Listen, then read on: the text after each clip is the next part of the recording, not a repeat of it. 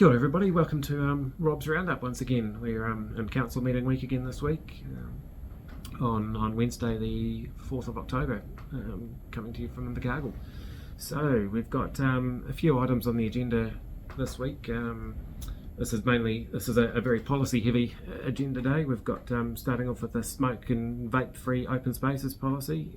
So we've got some submissions and I think a couple of speakers coming there for that, and a hearing as well for that one. Also the Easter Sunday shop trading policy, so again some submissions and a hearing, so a few people have given us their views on that one.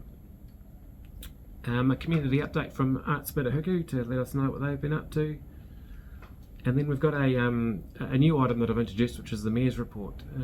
Did this in the last meeting just as a summary, but this is a proper report in there now, which basically gives everyone an idea of what I've been up to, what the councillors have been up to in the various groups that they're representing council on, and also importantly closing the loop with the community boards. So at our community board meetings we quite often have a council update and we inform the community boards what council's up to, but we haven't had that coming back to us about what the community boards are up to. So we're doing sort of three or four community boards at each meeting and giving them the opportunity to feed back into council and let us know what they've been up to and what's dear and close to their hearts. So that's going to be, I'm looking forward to that.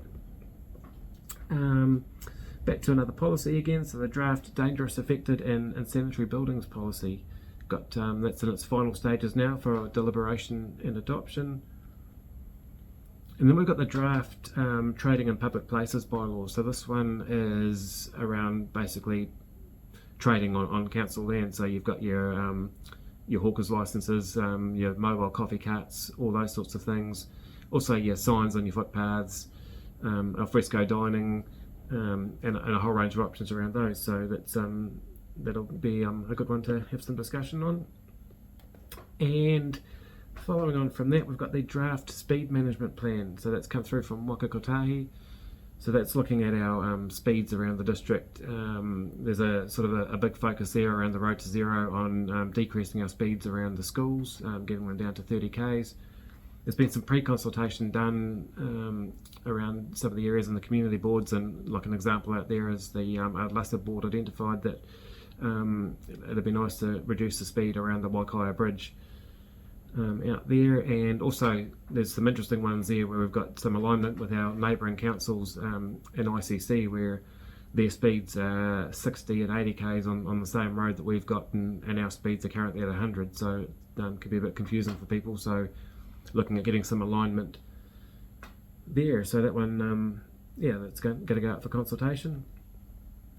An interesting one there about our district plan. So we're required from Wellington to have this online and in a certain format by April 24, and it comes with a bit of an expense there, unfortunately, but there'll be some good discussion on that, no doubt.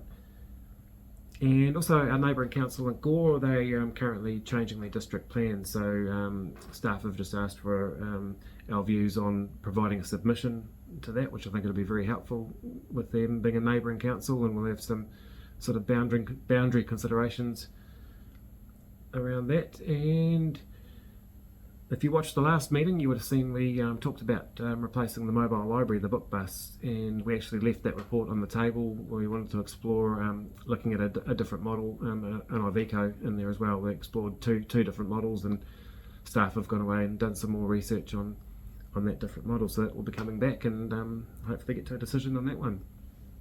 And last but not least is the Maori Representation option. So as you'll be aware, up and down the country, some councils have got Maori ward seats on their council. This is an option for us as well, and needs to be explored as part of the representation review. Staff have engaged with Te Ao Marama, which is our mana whenua partner down here in Southland, and there isn't an appetite for that at this stage from them. So and that's included there in the report. So there'll be a decision probably along those lines there on Wednesday. Not that I'm preempting any decisions. So yeah, that's about it for Wednesday. It's been a pretty wild week out there with the weather and the flood clean-up. I know a lot of farmers have been having to restore and re-establish a lot of fencing, and having driven around the district on the weekend, and there's a few roads that are a bit worse for wear still, and I know the contractors are getting out and about as fast as they can to restore things back to normal. So yeah, a lot of work going on after a very, very tough week for a lot of people last week. But onwards and upwards, and we carry on. So I'll see you on Wednesday live on YouTube if you're wanting to watch, and have a great week, everyone. Cheers.